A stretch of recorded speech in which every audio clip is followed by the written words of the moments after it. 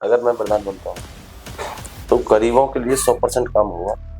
एक भी काम ऐसा नहीं होगा कि जो गलत तरीके से सुविधा पेश करके सरकार की गलत लोगों तक पहुंचेगी। जी, सही लोगों पे ही पहुंचेगी, जो जायज है वो सही सबको मिलेगा, कोई भी एक में बैठेगा। तो जैसे कि मैंने सुना है कि आप यहाँ के बस स्टैंड का नाम भी चेंज करवाना चाहते हैं, तो उसको लेके आपकी क्या सोच है? उसके लिए यही सोच है कि वो नवाब नगला दरबार की दरबार, जी, तो उसका नाम चेंज तो होके रहेगा।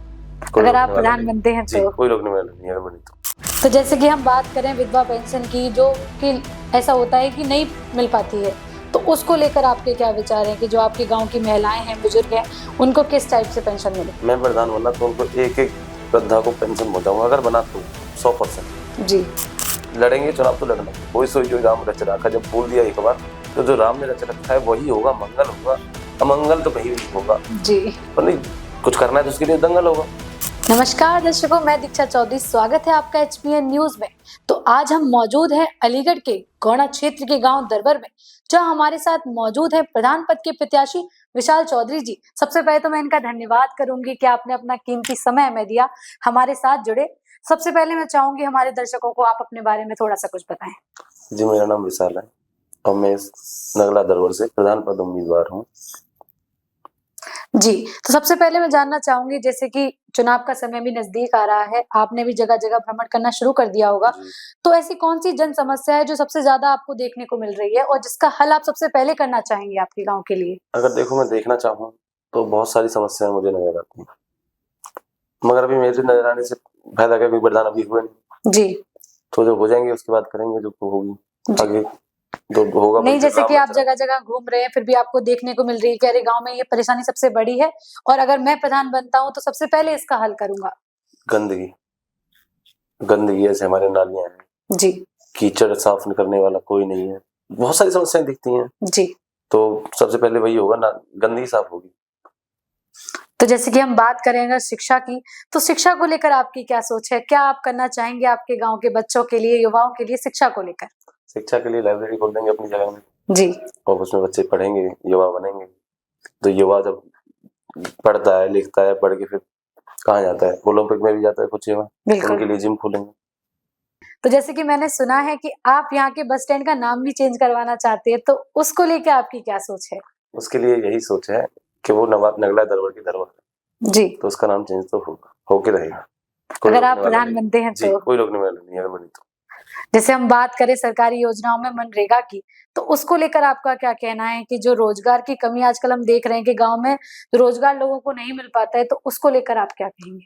रोजगार तो देखो सरकार देती है, मनरेगा थी जब 100 दिन थी, अब जी राम जी देखना हो तो मनरेगा 125 कर दी, 100 से 125 125 थी। जी, इसका कार्यकाल बढ़ा दिया जी, गया है।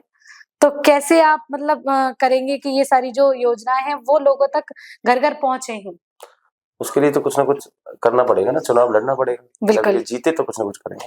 तो जैसे कि मैं जानना चाहूंगी कि राजनीति में आपका आने का मतलब कैसे विचार आया आपके मन में कि आपको राजनीति में आना चाहिए? मैं पहले ही बोल चुका हूँ, हमारे बुजुर्गों ने हमसे बोला, उनका आशीर्वाद दिया है। जी, तो हमारे बुजुर्ग हैं, हमारे देवता होते हैं, हमारे बाबा पापा चाचा ताऊ बहुत सारे हैं। और मैंने कभी जीवन में मोस्टली दोस्त बहुत कम बनाए हैं, भाई ज्यादा बनाए। जी। तो उसको लेकर आपके मन में विचार आया? लड़ना है। जी। तो जैसे कि हम बात करेंगे स्वास्थ्य सेवाओं की, क्योंकि गाँव में ऐसा होता है कि स्वास्थ्य की जो सुविधाएँ होती हैं वो बहुत कम होती हैं, जिसकी वजह से लोगों को शहर भागना पड़ता है। तो ये जो प समस्याएँ रहती हैं वो आखिरी पायदान पर रहती है, तो उसको लेकर आपकी क्या प्राथमिकता उसको है? लेकर व्यवस्था ऐसी है, एक बार हमारे यहाँ पे भी एक डॉक्टर गलत आया था, उसको देखने के लिए चले गए हम, तो कुछ नहीं था, ईंट से ईंट खोद रहे थे, लोगों ने बोला पता नहीं क्या कर रहे हैं, वो इंसान अब भी मर गया। जी, वो तब तो उस समय बच गए थे, वो हमारे चाचा ताऊ भी थे, पप्पू जिनका नाम था, वो खत्म हो गए उस दिन ही हो जाते अगर नहीं होता तो। जी, तो लिखा हुआ है गीता भागवत में, हमारे से बड़ी हानि को बचाने के लिए छोटी सी हानि करनी पड़े तो वो जायज होती जी। जी। तो इन सारी चीज़ों को लेके मतलब फिर भी क्या-क्या सुविधाएँ ऐसी रहेंगी जो स्वास्थ्य को लेकर आप अपने गाँव वाले के लिए करना चाहेंगे?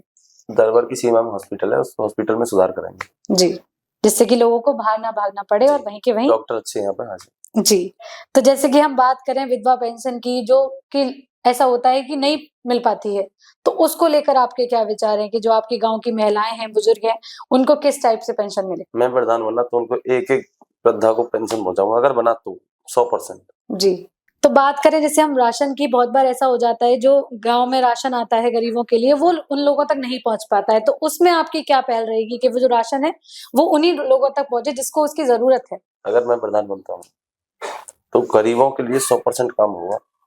एक भी काम ऐसा नहीं होगा कि जो गलत तरीके से सुविधा पेश करके सरकार की गलत लोगों तक पहुंचेगी। जी। सही लोगों पे ही पहुंचेगी, जो जायज है वो सही सबको मिलेगा, कोई भी एक में बैठेगा। जी। तो जैसे कि हम बात करें आजकल होता है कि गाँव में बहुत ज़्यादा चोरी देखने को मिलती है कि रात में ऐसा हो जाता है कि व्यवस्थाएँ ठीक नहीं होती हैं। तो ऐसी कौन-सी चीज़ें हैं जो गाँव में आप करेंगी कि जिससे कि सुरक्षित रहें सब लोग? तो वो तो पुलिस की व्यवस्था बस देखने की जिम्मेदारी ना, हमारी थोड़ी नहीं, पुलिस देख रही है साथ में। आपने देखा होगा अभी एसएसपी साहब ने एनकाउंटर किया, सारी चीज चल रही, पुलिस पुलिस तो सब कुछ है, पर कानून के हाथ बहुत लंबे हैं। बिल्कुल।